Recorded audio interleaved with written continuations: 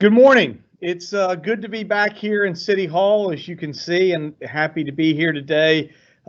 This almost getting toward the end of April. It's amazing how fast these things have gone. I apologize that we were a little slow this morning in getting started. We received a call that had questions related to damage in last night's storm. So before I start, I want to at least get the information out there to what has happened. Per PPD, a couple of calls for tree limbs and roadways came through. We obviously addressed those and got those removed. Pensacola Fire says no weather-related calls other than a couple of activated alarms. So for the most point, in the city of Pensacola, we came across the weather unscathed. I am not sure about what has happened in anything in northern Escambia County or north of the state of Florida, but at this point, the city of Pensacola did not see dramatic impact anywhere, and so just wanted to communicate that. Obviously, we have another weekend. We're moving through where we are with COVID is where we continue to be. According to the state of Florida Department of Health, there are 309 cases of COVID-19 in Escambia County. We continue to encourage everyone to continue to follow the CDC guidelines, take preventative actions, and even when you are feeling perfectly healthy. Today, small business grant applications are now being accepted. Applications are being accepted as of 8 o'clock this morning from the Escambia County Small Business COVID Recovery Grant Program, which is a partnership between Escambia County, the City of Pensacola, and the UWF Business Center, as well as West Florida, Florida West EDA, and the Pensacola Chamber of Commerce. Eligible for profit businesses can apply for grants up to $2,500 to help them with immediate cash flow needs as a result if they can demonstrate an economic injury due to COVID-19. The county is funding the grant with a contribution of $100,000, and the city is contributing an additional $25,000. Part of that did come from Council Member Andy Tahar. The details are available at thecityofpensacola.com or at sbdc.uwf.edu. Hand washing stations, you probably saw over on Friday. On Friday, we placed 11 hand washing stations at 10 locations throughout the city for homeless population, as well as our citizens, for those who do not have a regular access to soap and water during the COVID-19 pandemic. I'd like to thank Council members Ann Hill and Sherry Myers for helping them fund these from their discretionary fund. Our hope is that these will help homeless individuals practice hand washing techniques as recommended by the CDC to help prevent the spread of COVID-19. A list and a map of locations is available at our website, cityofpensacola.com. City Council and CRA meetings will occur this week. The City Council and CRA will host 3 virtual meetings this week. The agenda conference and CRA scheduled for 3:30 today. The regular City Council meeting for 5:30 on Thursday. To limit the potential spread of COVID, members of the public wishing to attend or participate in the meeting may only do so via video, live stream, or telephone. Some council members may also attend via telephone and video conference. For more information about how to participate, please visit cityofpensacola.com. The instructions, if you have comments on any particular item, that you'll be able to at that point communicate what that is. So please look again. Today is agenda review and the CRA. And if you look to have something to say for CRA, please get involved today. If you're also looking for what you want to do on Thursday and you want to speak, you can. But we will not be having people in attendance, and it is not required that we have all of our council members in attendance. In fact, we have a couple who are concerned because of their age and demographics that they are going to stay at home. So they have the ability to do that, and we will still be able to conduct the meeting. There is a town hall with Representative Andrade that I will be hosting a virtual town hall meeting on Wednesday at 6 p.m. with Representative Andrade on Facebook Live. Stay tuned for details. Also, the Summit Boulevard recycling site, it will be closing at 5 p.m. Thursday, April 30th. The decision to close this is due to overwhelming amount of illegal dumping at this site. It's unfortunate. Our sanitation people have been working hard But obviously with COVID and a few things going on, people have been illegally cleaning out their house and illegally dumping. And at this point, we're going to have to pull that service. We think it's a great service. We may look at it again next Christmas time just for recycling. But unfortunately, we have too many people that are using it inappropriately. If you have any questions or concerns, please contact City of Pensacola Sanitation, 435-1890. Also, we do have some good news here at the City of Pensacola. We're pleased to announce the promotion of Trudy Nichols from Technology Resource Assistant Manager to Innovation and Technology Director for the City of Pensacola. We are changing several things in the wake of where we were after the incident and the technology breach we had back in December. But we were planning to make changes with IT earlier. So we are setting up a true innovation and technology department, and the director, after we did interview a number of different people, we have selected Trudy Nichols to be that person. She is an internal candidate, and we're very excited. Trudy has been with the City of Pensacola for 5 years. She's worked as webmaster before being promoted to assistant manager. She will be charged with developing and implementing a strategic vision for all areas of technology within the city, and will facilitate the integration of digital tools and best practices into usable tools for employees and citizens. Trudy's start date in her new role will be May 4th, and City Council confirmation is scheduled for this Thursday as an add-on item. City workforce, I want to take a moment to recognize our city employees for going above and beyond to continue to provide essential services while finding ways to do so from home, so we can reduce our in-person workforce per the governor's orders. The city has implemented new technology and work processes within the past month to cut the presence in our office by 60 to 80%. So again, right now at City Hall, depending on departments, there's anywhere from probably only 20% to 40% of the people that are here that would have been here in a normal. The rest of those people are at home and continuing to work and find ways to work electronically. They're still working. They still have jobs to do, and they're still doing their job, but they're doing it from home. Our team has been able to adapt quickly to these changes and maintain efficiency, continuing to move projects forward while working remotely. Of course, we will also still have some departments continuing to work on site, including sanitation, public works and facilities, parks and recreation, and the airport and Pensacola Energy, who are working hard to continue to provide services to our citizens, as well as our police department and our fire department. So those are some of the things that we are doing and want to communicate to you. Obviously, we are now inside of 2 weeks of the governor's the end of the Safer at Home order on April 30th.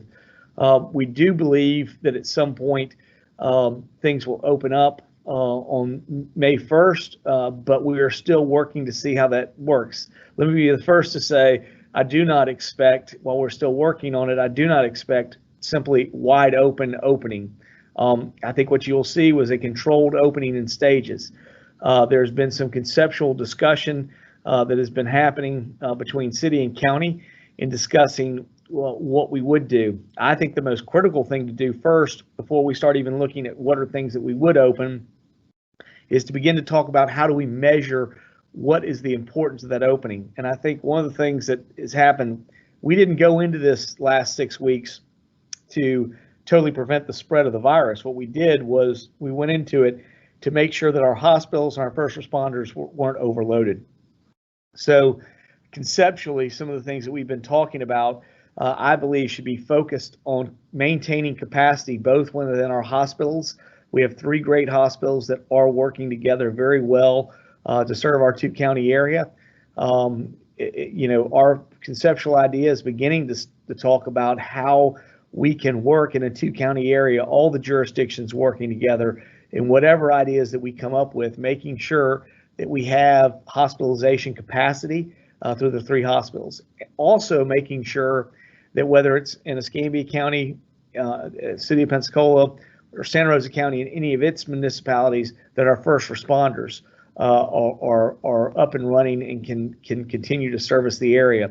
So again, these are things that I think are going to be the most critical things for us to measure. We're beginning to set forward measurements and understand how we would communicate those measurements on a daily basis so that as we open up, we continue to do it in a safe way. We've talked about a system of setting standards that are green, yellow, red. The idea is green means we're good. We can continue to open things up. We can look. Our idea would be to announce some openings and give time to see if we see any impact related to changes in what we're seeing in our community. That way, if we went to a yellow, we could pause and not do anything. If we went to a red, we could move in a way to tighten back up. I mean, that's not our goal and objective. We'd like to slowly and steadily begin to update and go forward. But that's kind of some ideas and how I think we could set up a system that would assure that we are continuing to try to contain the virus, but at the same time, we are beginning to move forward and get back to our lives. Again, I simply say you are going to see some opening, but don't expect your life to be back to where it was at the 1st of March on the 1st of May. I do think the city will look at some things that are there potentially related to some of the things we cut back on recreation. There could be other things that are in there as well. I know the county is looking at a host of things that they're faced as well, but I think this will be a gradual opening as we move forward. We certainly have the instructions that came from the federal government. If you saw those last week, they have what's called a phase 1, phase 2, and phase 3.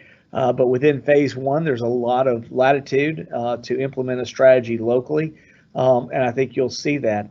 Some of the things that I think that will be there, you'll start to see some restaurants come back with maybe some indoor capacity, not nearly the entire part. But again, those are things, if you look at that order from the federal government, we'll begin to work that process. But I think the most important thing is that we set up a process to understand what is the impact on our community. And as long as we're continuing to see, what we've seen all along has been more of a steady trend of increase, yet at the same time, many of those people that have the virus end up having little to no impact at all.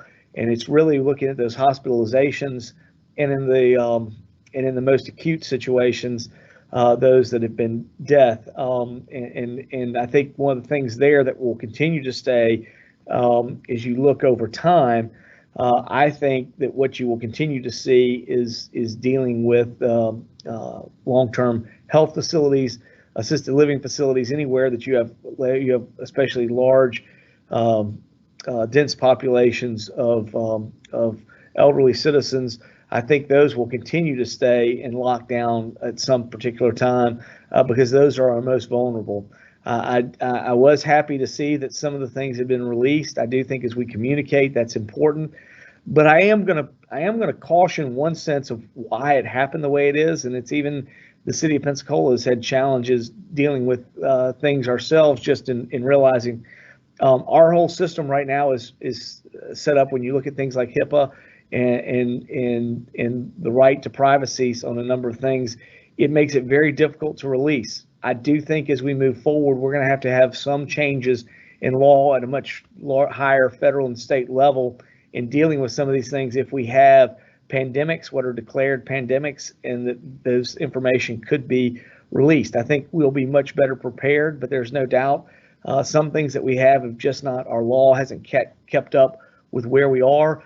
It was great that the governor saw the need to change the law on sunshine so that we still maintain everybody has access, everybody can be visible, but changed it in a way that we don't have to have the meeting, so we don't have to have the number of people there, and also to allow our council members to be remote. So again, these are some changes that I think they're just practical changes that need to happen during COVID-19. And I think even in our opening up, I want you to see that there will be things that will be different. It's not going to be like it was on March 1st. That doesn't mean we can't find ways to operate and be open and be more back to normal. But I don't think we're at this point. It's not going to be March 1st when we get to May 1st. It'll be much more of a process of working through. We are evaluating that, and we are beginning to move in that direction. and we ask for your patience and your cooperation in working with us to get there. But it's our goal to get as many people back to work as possible, but do it in a way that continues to protect the safety of our community. With that, I will open up for questions, and I'll be more than happy to discuss anything. And please remember, just continue to ask your questions. We're working with Casey, but we will work to stay on the line as long as we need to answer your questions. The first question is from Jeremy, and you already touched on some of it, but he said, what are the thresholds to begin opening things up? You know, Jeremy, I think we're going to work within the guidelines that are presented by the federal government. It's my hope that sometime over the near future, the state government will also be, the state of Florida will come out with some guidelines. We have proposed to them this concept of looking at hospitalization and first responders as perhaps our biggest to know where we need to go and how we transition. We have not heard back from them, but I do think that's a fairly good way to put some parameters on there so that we know we can measure something and make sure that we have capacity. That's the most important thing to me is we're going to continue to have the virus. There are going to continue to be people who are sick. Most of the people who are getting sick, my own personal experience working with my son, they get better and they're actually able to move back and come back into the workforce. That's great. That's great. However, we clearly understand that there is a percentage of people that will not be able to. First, I think we're trying to address that with I think no matter what happens, you'll see continued closure on or containment of nursing homes and ALFs. I think there will be a priority for testing for those individuals who work within those areas, because obviously we see how challenging this can be if one of those individuals ends up becoming sick. So again, I think those are the things we should be looking at much more critically, and then we should open up and figure out how we can do it. And as long as we have capacity of our first responders and our hospitalization, hospitals have capacity, I think we can continue to slowly update. Now, again, I think you'll clearly see it's still 10 people. It's only 10 people can get together. Now, do I think maybe by the end of May, if we're still in green, that number hasn't increased to 50? I'm not saying it doesn't, but I'm just saying that's all speculation at this point. It wouldn't surprise me if everything stays green that we aren't higher than 10 people by the end of May. But at the end of the day, we really got to wait for the results to come back and tell us whether we have problems or not. So I think much of anything outside of May 1st is really speculative at this point. Next question is from Dave Dunwoody. He said, since you're at City Hall, obviously your second COVID test came back negative. Actually, we went with CDC guidelines with my son. He is going back, as he's going back to work tomorrow. He has not shown any symptoms. Went to the doctor, did telemedicine. I spoke with the nurse here. She gave me guidelines that I could come back Friday and through the weekend, but I had to wear a mask. I've been cleared that I don't have to wear a mask, but I still have a mask here. That if I'm in large groups, I will be wearing that mask. I would highly encourage, and that's probably something I should have said, I appreciate you giving me the chance, Dave, to say it. I think that if you're in the public, if you're going to be in larger numbers of individuals, whether it's shopping, a variety of things that you're doing, I would say it's advisable that you wear a mask and potentially gloves. I'm certainly going to be doing that and continuing to wear a mask, and I think that you should as well. That's for the safety of everyone outside of that's for the safety of others, and we will continue to do that.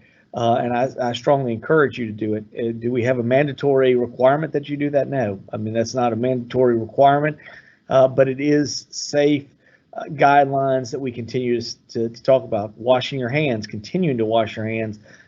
We would ask that you continue to do that and a variety of other things as well, and following those guidelines. So again, this is sort of some of the things we're working with, but from my standpoint, we went with CDC guidelines. My son did the same thing, and talking to a medical advisor, and they advised us that not having any symptoms we were able to come back. But the guidelines that we had to work with, and one of those was I had to wear a mask on Friday, but I still have my mask here. Obviously, it's hard for me to talk to you, but I'm in a room by myself, and people are more than 20 feet away from me right now. So I'm in a room by myself with the computer. So, again, this is where we are. But otherwise, I'll certainly be, if I'm out there with people, I'll be wearing a mask, just as I did this weekend when I delivered food with the police department. Next question is from Andrew McKay. He said, I'm wondering what is being done to prepare Pensacola for the pending announcement by the governor that we can go to phase 1. For instance, do you have a checklist of specific things that could open or not?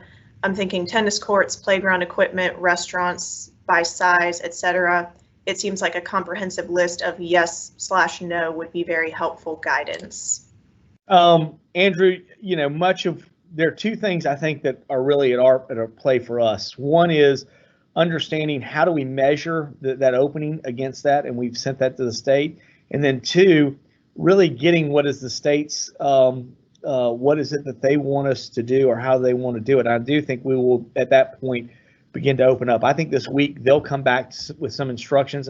I hope they'll come back with some instructions before Friday, because it would give us a week to implement. We have been kicking around ideas. I think where you're going is exactly the things I thought about. We took down tennis courts, we took down basketball goals.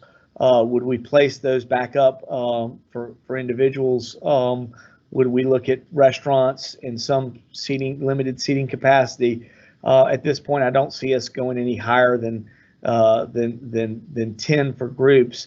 I just don't see that quite getting to that point. But these are some of the things that I think we would be looking at and beginning to evaluate. So, we've kicked around the ideas, but we're definitely waiting for the state, and also we're waiting for guidelines as to how do we measure the steps we're going to take. I think those are the two most important parts.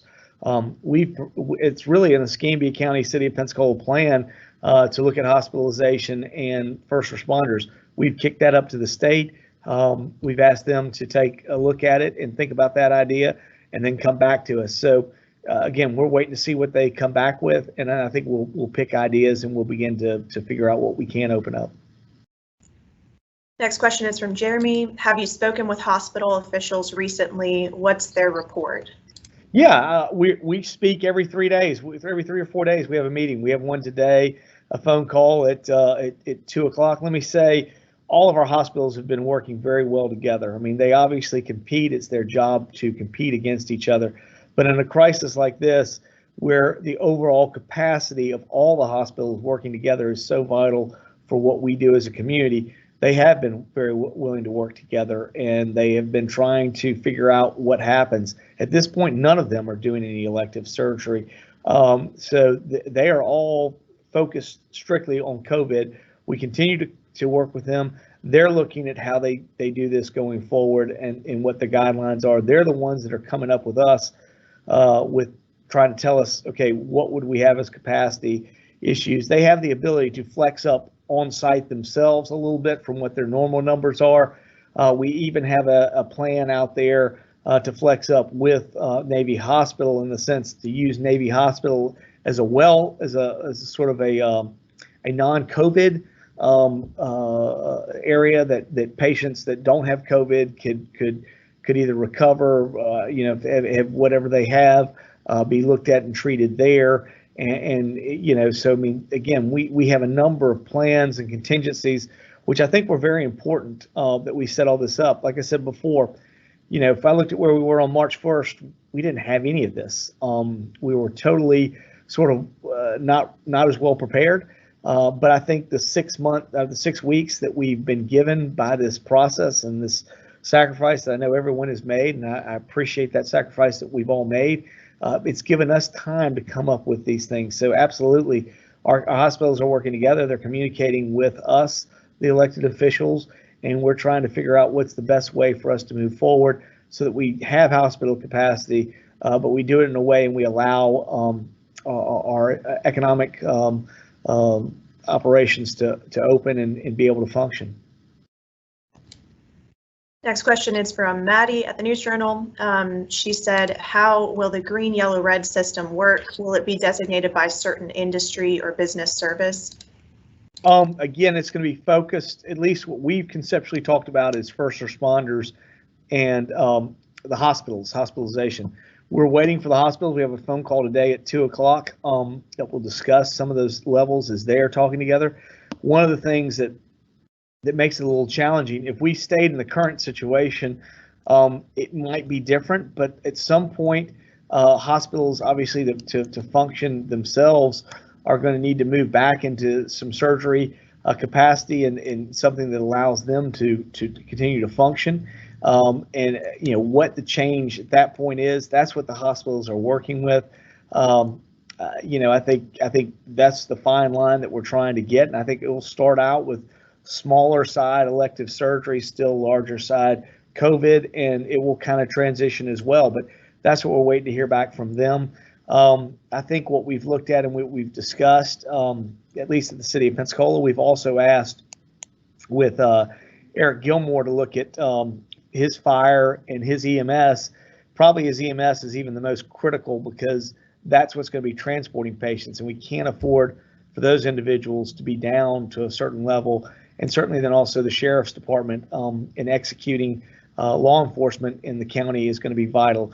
At least internally, all I can tell you is my discussions both with Chief Craner and with Chief Leiter, they kind of say, hey, if I'm down 15% of my force, I move from green to yellow. I can still do the function of the mission in yellow, but it makes it real tough for me. If I'm down 30% of my force, I'm in red, and I cannot do the mission anymore that you're asking me to do.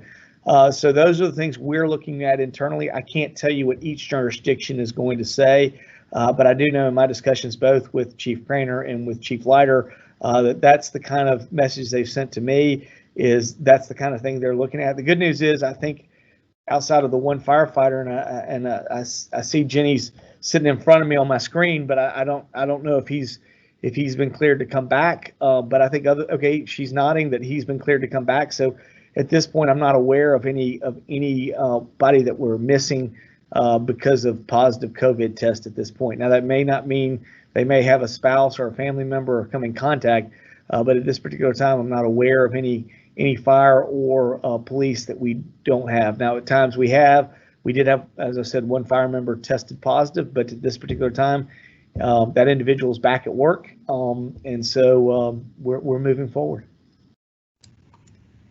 This one's not a question, but Andrew McKay said, show us your mask. It will make a good picture. I've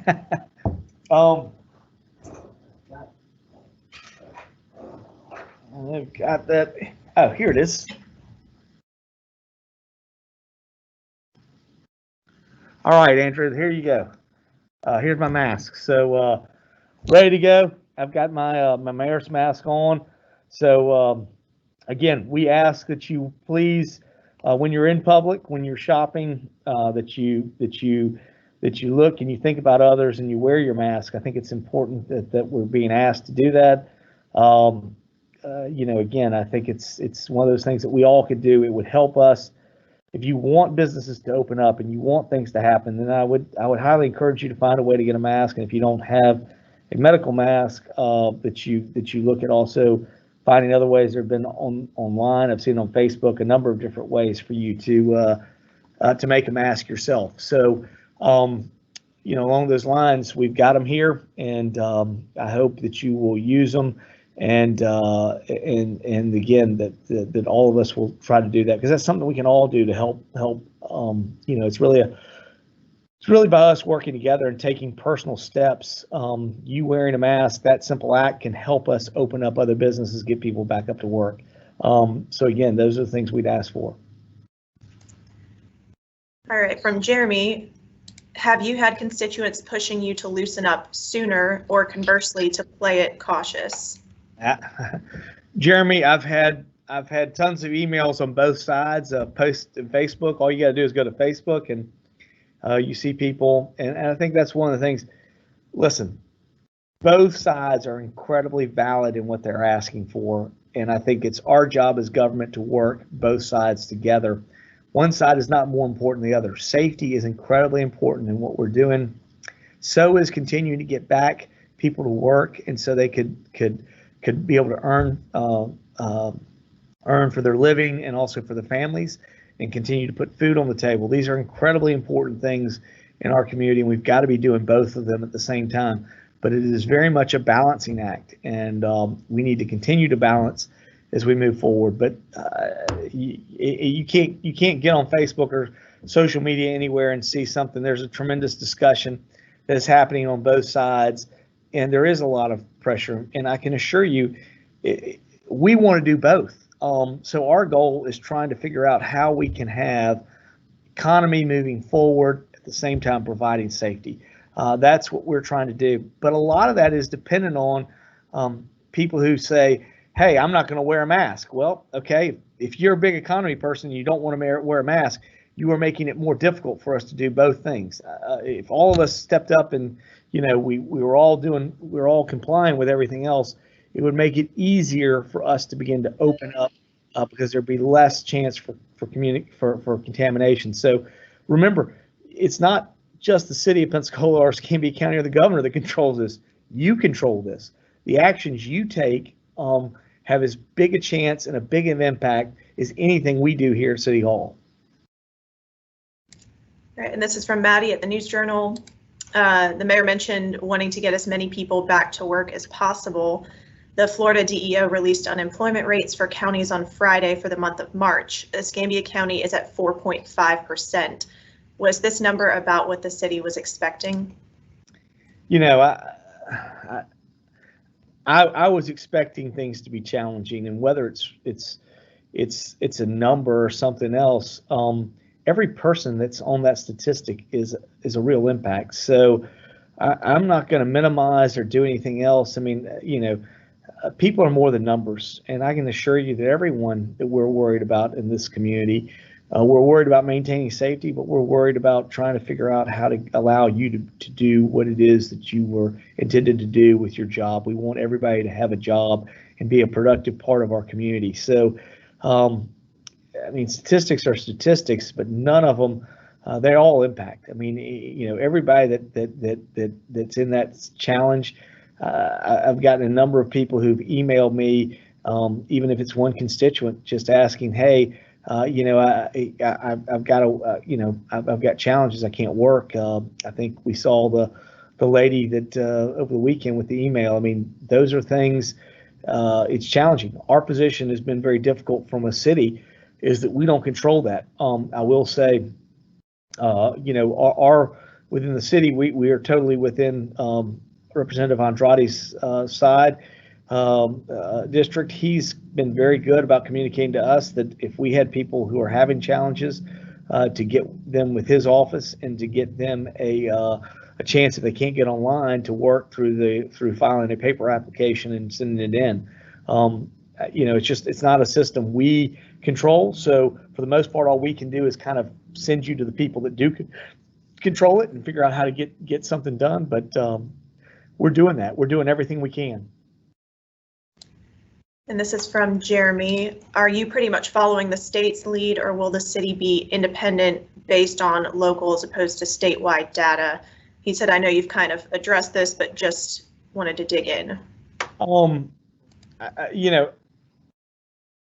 The city and the county are working together to find parameters that we can. We're even submitting some of those ideas. The conception that I've talked to you about before, and focusing on hospitalization and first responders, that's an Escambia County, City of Pensacola working together function, working with the hospitals. This is something we've pushed to the state. Now, ultimately, our ability to be successful in it will be will be having some approval or inclusion from that in the state plan. At this point, we are looking for the state plan. We're going to work within the state plan, and we're going to make that happen. But our whole goal is to continue to ask the state to allow local conditions to provide as much latitude to the local governments. On this, regardless of however you feel on different things about Governor DeSantis, I do believe he has been very consistent in allowing local government, and it's been a breath of fresh air compared to my 12 other years in local service, to see a governor that is allowed as much local latitude as he is allowed. And I do appreciate that. Everything that's happened, I think he has done a great job of understanding that Florida is so diverse. And I have never said for one moment that in Southeast Florida, they shouldn't be doing every measure that they're doing and be as tough on this virus as possible. If we were in the same impact here in Northwest Florida, I would feel the exact same way. But if I was under that kind of impact and Southeast Florida wasn't, I would not be asking the governor to control them. I mean, I think everybody, the one thing I've said to him is you've got to do it based on local conditions, and there has to be some ability to measure things locally because it will vary. The disease rate we've seen over and over again, the one thing we've seen is it is different in different areas. That doesn't mean it can't happen in a rural area. We all see Albany, Georgia. So we know it can happen, but by and large, it tends to be the more densely populated areas have more of a challenge with this. The areas, again, that we've seen with high-risk individuals, if you have more of these nursing homes, ALFs, you're more impacted. So again, these are just some of the things that we are seeing through this, and we're just, each measure is a little bit different. We're asking for the state to give us some latitude based on local, but we're gonna go with whatever the state says, just like we're trying to figure out our response and place it into what the federal response is in the different phases. This is from Jeremy. He said, okay, since you kind of just brought it up, thoughts on Mike Hill's comments to the woman from McGuire's? Again, my whole purpose is we've tried to work with every individual. I'm going to stay focused on what we've done and trying to figure out if people have contacted our office. We're trying to get them placed in with it. I don't control the system, but I am trying to get people where they can find a way to work within the system. Toward that end, Representative Andrade has been helpful and continues to try to work with it. City residents who've contacted us, we've turned them over to him. And at this point, I have not heard any complaints. But again, it's a state system. It's not a city system. We heard loud and clear issues about it early on in the process. We reached out to the governor's office and tried to make that aware. They told us some things that were changing and happening. And I'm going to be on a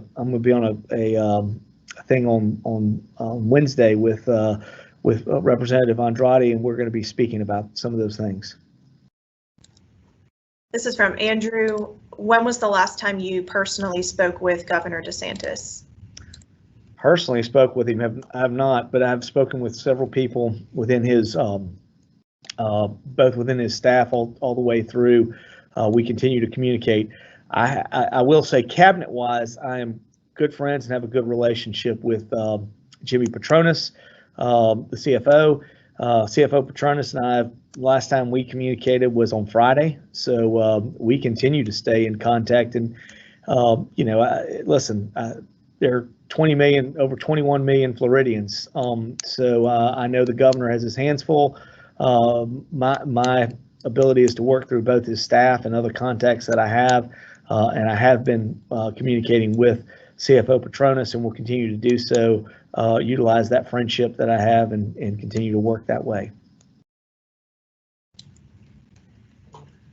And I don't have any new questions right now, but I'm going to give it about 30 seconds because last time I forgot there is a bit of a delay between between what we hear and what they're hearing live. So last call for questions. If anybody has them, go ahead and submit them, but we'll hang out for a few more seconds just to make sure. Like I said before, we're learning. We're trying to be as good as we can be about giving you enough time. And if we make a mistake one week, we're going to try to work hard to be better the next week. So thank you, Casey. We're certainly trying. Hopefully everybody has a good week. I think a lot will happen this week, hopefully in setting us up for where we go forward on May 1st. So stay tuned to what's going on here. We obviously will have our city council meetings, and we will also be having hopefully things that are happening that are going to impact the city.